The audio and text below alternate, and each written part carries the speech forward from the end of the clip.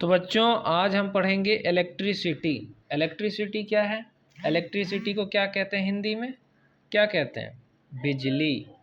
और बिजली का काम आजकल हर जगह हो रहा है, चाहे वो अस्पताल हो, चाहे ऑफिस हो, चाहे कहीं पे भी हो। बिजली के बिना तो आजकल लोग का जीना मुश्किल हो गया है। तो आज मैं आप लोग को पढ़ाने जा रहा हूँ इलेक्ट्रिसिटी। जो इलेक्ट्रिसिटी है, अच्छे से सुनना पूरा लेक्चर। इलेक्ट्रिसिटी हिंदी में कहें तो बिजली, ये विद्युत कह सकते हैं, विद्युत कहते हैं हिंदी में। तो इलेक्ट्रिसिटी का जो इम्पोर्टेंट है वो आज के जो सोसाइटी है, मॉडर्न सोसाइटी समाज है, उसमें बहुत ज़्यादा है। और ये है कंट्रोल, ये जो है कंट्रोलेबल है। कंट्रोलेबल है यानी इसको कंट्रोल किया जा सकता है। कन्वीनियंट फ्लो ऑफ एनर्जी है ये। For variety of uses in Holmes में यूज़ करते हैं, स्कूल में, अस्पताल में, इंडस्ट्री में, सब जगह यूज़ करते हैं। तो आज का जो हमारा टॉपिक है वो बिजली का है, जिसमें मैं आपको कुछ फार्मूला भी बताऊंगा, उस पर सवाल भी करवाऊंगा। तो एक हमारा फार्मूला निकल के आता है I is equal to Q upon T. ये बहुत इंपॉर्टेंट है। इसमें क्या है फार्मूला का मतलब? If a net charge Q flow कर रहा है across any cross section of a conductor in time t, then the current I through the cross section is I is equal to Q upon T. समझा कि net charge जो है Q जो है flow कर रहा है किसी लाइन से, क्रॉस सेक्शन से तो I is equal to Q, कितना चार्ज है और कितना समय में वो चार्ज फ्लो कर रहा है, तो उसका formula I is equal to Q upon T. जो इलेक्ट्रिक चार्ज है आपका, इलेक्ट्रिक चार्ज, मेरी राइटिंग आपको समझ नहीं आ रही होगी बच्चों।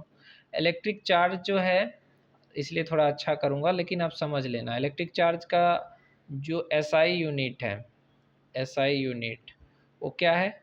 कूलम्ब है। इसको क्या कहेंगे? कूलम्ब।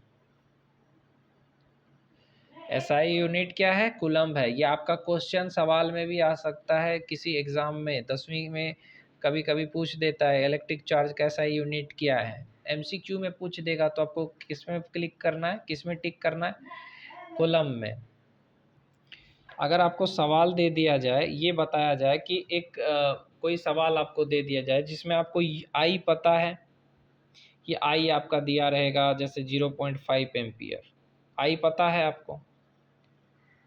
आपको आई दे दिया जाएगा, आई के बाद आपको टी भी दे दिया जाएगा कि टाइम इतना 10 मिनट यानी 600 सेकेंड।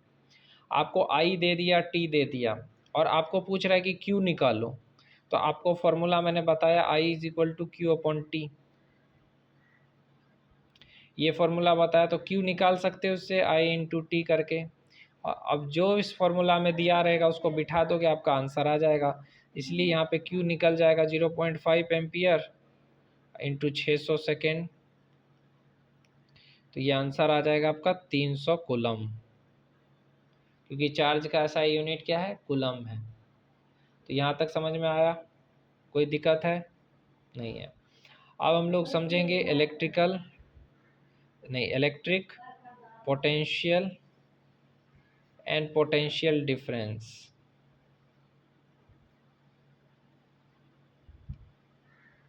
अब हम लोग क्या समझेंगे? Electric potential and potential difference के बारे में। पोटेंशियल डिफरेंस होता क्या है भाई, ये समझो पहले। ये जो डिफरेंस पैदा होता है electric, if there is a difference of electric pressure, that is called a potential difference along the conductor. इसका भी potential difference between two point क्या होता है पता है आपको? Electric volt W upon Q। इसका एसआई यूनिट क्या होता है? इस चैप्टर में ज़्यादातर फॉर्मूला ही आपको मिलेगा इसका। इलेक्ट्रिक पोटेंशियल का ऐसा यूनिट क्या होता है? वोल्ट होता है। वोल्ट होता है, तो वोल्ट होता है कितना वर्क हुआ और कितना ज़्यादा चार्ज लगा, तो वर्क अपॉन कूलम। अब इस पे भी एक सवाल ले लेंगे हम कि एक वोल्ट कितना होता है? एक वोल्ट होता है 1 जूल अपॉन 1 कूलम, यानी आपका हो जाएगा 1 जूल कूलम। चलिए इस पे सवाल करेंगे तभी आपको इस चीज़ समझ में और भी अच्छे से आएगा। आपको बहुत चीज़ दिया रहेगा, उसको आपको एक सवाल दे दिया जाएगा कि how much work is done in moving charge of 2 column across 2 points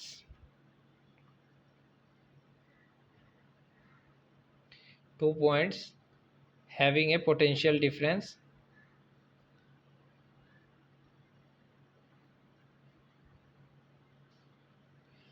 potential difference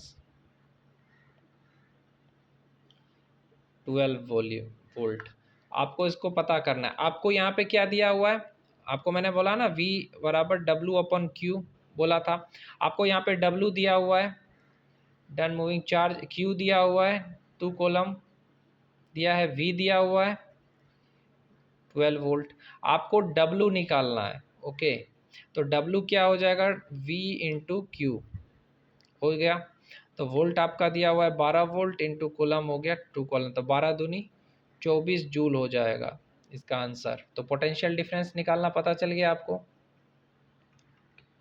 तो सर्किट डायग्राम भी सिखा रहा हूँ, जैसे कि अगर इस तरह से दिया हुआ है ऐसे, तो इसका मतलब क्या है आपको पता होना चाहिए। स्विच क्लोज कर दिया गया है, अगर स्विच ओपन रहेगा तो ऐसे होगा, बंद रहेगा तो ऐसे रहेगा, समझे। इलेक्ट्रिक बल्ब का चिन्ह इस तरह से होता है, सिंबल बता रहा हूँ। उसके बाद आपको ए मीटर का चिन्ह इस तरह से ए लिखा रहेगा, इधर प्लस रहेगा इधर माइनस रहेगा, ऐसे ऐसे रहेगा। वोल्ट मीटर इसी तरह से, इधर प्लस इधर माइनस, वी लिखा रहेगा। उसके बाद आपको वायर जॉइंट के लिए इस तरह से वायर जॉइंट है। इलेक्ट्रिक सेल के लिए इस तरह से सिंबल रहेगा, एक प्लस इधर रहेगा एक इधर माइनस रहेगा। डिटेल में धीरे धीरे मैं आपको बताऊंगा। उसके बाद एक और नियम हम पढ़ेंगे, ओम्स लॉ। ओम्स का नियम क्या कहता है? ओम का नियम क्या होता है? V is equal to I R, ये होता है ओम का लॉ।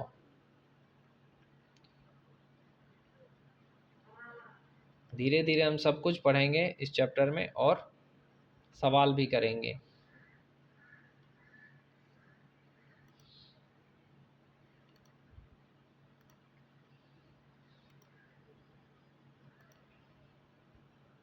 मेरा पढ़ाने का तरीका अच्छा लगा तो लाइक कर देना, चैनल को सब्सक्राइब कर देना।